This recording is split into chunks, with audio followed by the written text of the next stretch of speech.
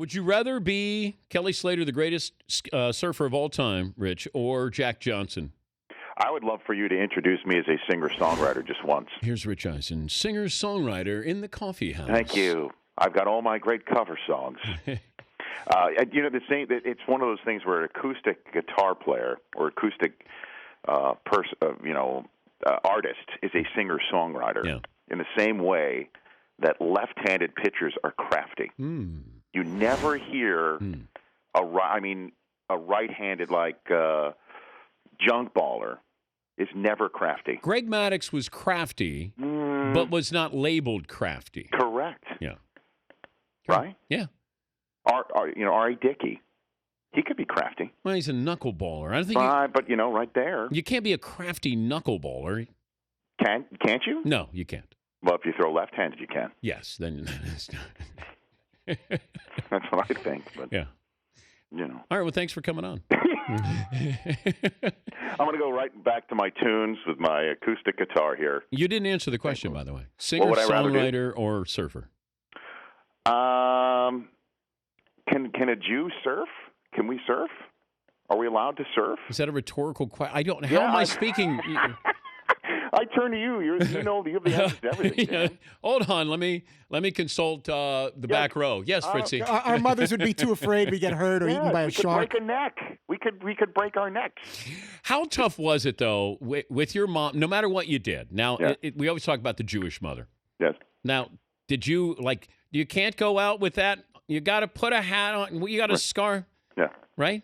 Yeah, of course. Okay. I remember the first Michigan game I took my mom to. She came up on Parents' Weekend when I was a freshman, and the kicker got roughed, and there was a flag on the play. She goes, "What's the penalty for?" I said, "You're not allowed to touch the kicker." And she looked at me and goes, "Oh, I would have let you kick."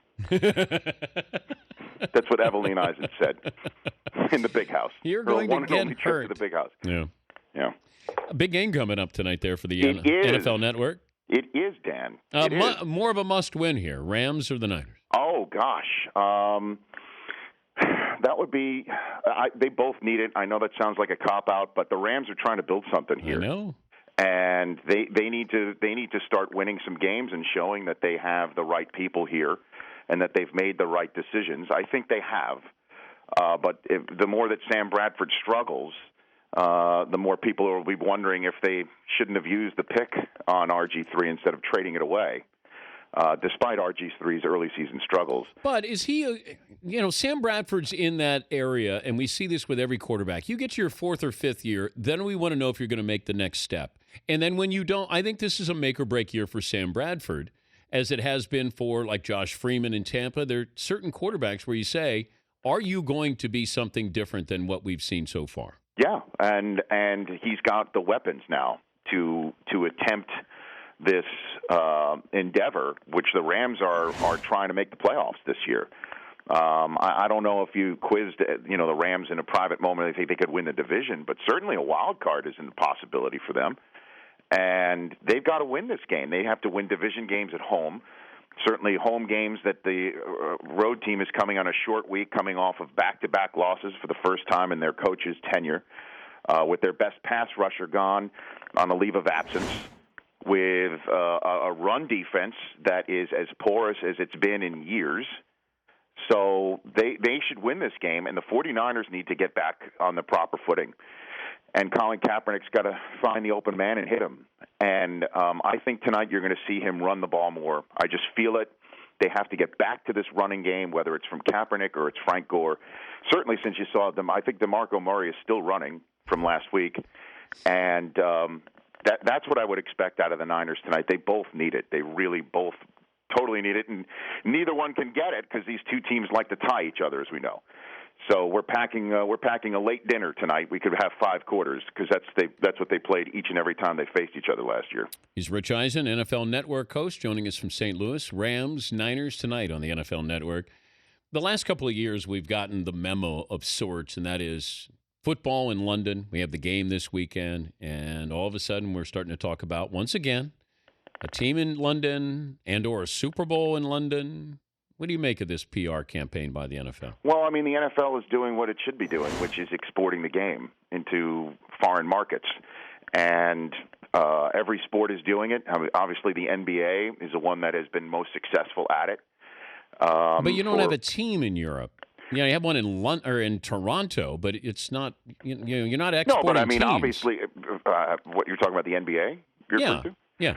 Well, but the NBA, I mean, I guess they do have a team on foreign soil in that regard. The Bills do play a couple of games up there, but you have to do the smart business thing in the 21st century, which is export the game. I don't personally think that having a franchise there is viable. What about a Super Bowl? Well, that's a different story. Personally, I think that the league should stay domestically on the Super Bowl front, because there's lots of cities that could use the economic boost. Yep. And that's personally what I think on that front. But clearly, I'm not up the flow chart, and I don't even know if the league is even seriously considering that. But that's the discussion that's had every time the game goes there, and we'll have it there again when the Niners and Jacksonville play later in the year in Wembley. It just feels like that owner, Shad Khan, wants to be all in London. He's already got Fulham, his team in the Premiership, and it just hey, I got a stadium I'm going to renovate, and I got my team. I can bring them over there. Just it feels like that if you gave him a chance, entirely possible. But every road trip would be as far as what Seattle's longest road trip is every year, and you'd be doing that 8 times. And I don't know how you could do that. It's not any. Obviously, it's not a coincidence that every team that plays in London gets a bye week the next week. So I don't understand. I don't see how it works from a competitive standpoint. I just really don't. But I do know from the amount of downloads I see from my podcast in the UK and the amount of tweets that I receive from fans in the UK, there is a rabid fan base there, and it is growing. It really is. And it is smart for the league to feed it. I just don't know if it's viable to feed it with a team or a Super Bowl. He's the host of NFL Game Day Morning, Rich Eisen podcast on NFL Network. Guests this week, Brandon Marshall, Giovanni Bernard, Aisha Tyler. Yes. RichEisen.NFL.com and on iTunes. I really like that Giovanni Bernard. I thought he was a great kid. Yeah, I enjoyed chatting with him too, and the upside on him is through the roof. What's Aisha Tyler? What does she do? Actress?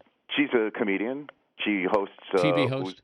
Yeah, and an actress. She was on Friends. Whose Line Is It Anyways? Her show. Oh, very, very fun. The Talk, very funny. Her rant on what players should not do on Hard Knocks if they want to avoid getting cut is laugh out loud hilarious. Wait a minute. What, McLovin? Rich, Aisha Tyler was my class at Dartmouth. Just you might want to ask her about that. Is that right? Yes, she's a Dartmouth grad.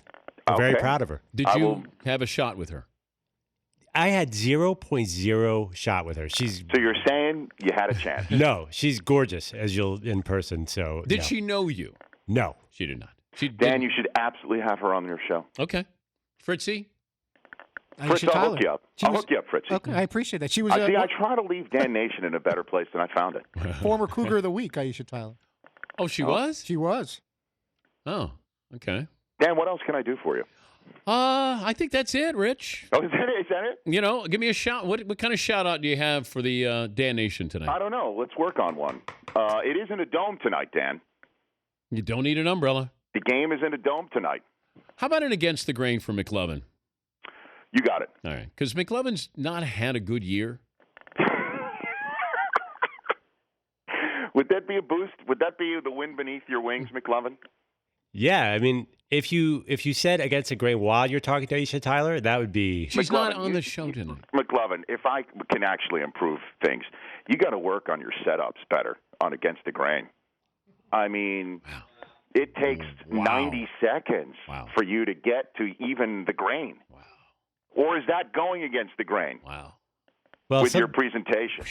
The actual meat of against the grain is often so weak, Rich, that I dazzle the audience with the intro.